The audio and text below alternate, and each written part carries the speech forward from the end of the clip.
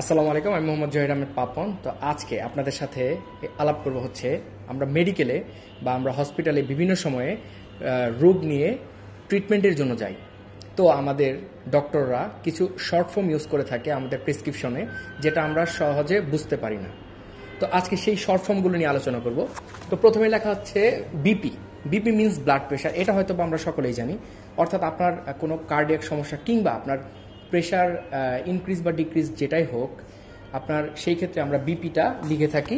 তারপরে রয়েছে হচ্ছে বিএসএফ, অর্থাৎ ব্লাড সুগার ফাস্টিং, অর্থাৎ খালি পেটে যে আমরা ডায়াবেটিস টেস্টটা করে থাকি, এটাই হচ্ছে বিএসএফ বা ব্লাড সুগার ফাস্টিং।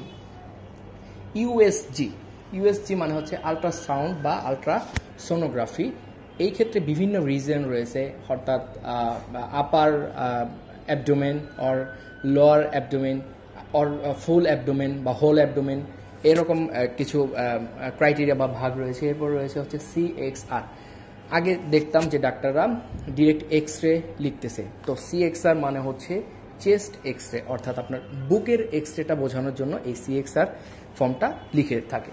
তারপর রয়েছে হচ্ছে সিবিসি, অর্থাৎ কমপ্লিট ব্লাড কাউন্ট। এই কমপ্লিট ব্লাড কাউন্টের মাধ্যমে আপনার erythrocyte sedimentation rate or ESR থেকে শুরু করে আপনার white blood cell, red blood cell and যে আপনার প্লাটিলেটের যে ব্যাপারটা রয়েছে সব কিছুই বোঝা যায়। তারপরে রয়েছে হচ্ছে টিএলসি, টোটাল লাং ক্যাপাসিটি, আপনার লাংয়ের ভলিউমটা যে ফ্যাক্ট রয়েছে বা লাংয়ের যদি আপনার কোনো সমস্যা থাকে সেই ক্ষেত্রে আমরা টিএলসি লিখে থাকি, অর্থাৎ টোটাল লাং ক্যাপাসিটি। এরপর রয়েছে হচ্ছে পিআর বা হচ্ছে পালস রেট।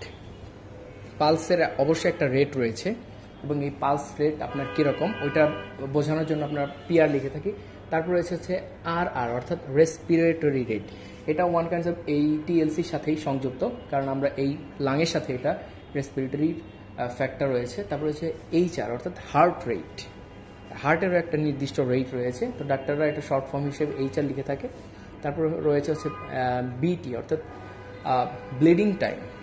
ব্লিডিং টাইম এবং ক্লটিং টাইম দুইটা শব্দে আমরা ইউজ করে থাকি। আমরা এই রক্ত কতক্ষণ রানিং থাকে একটা ক্ষত স্থান থেকে, আবার ওইখানে কতক্ষণের ভিতরে রিকভারি হয়।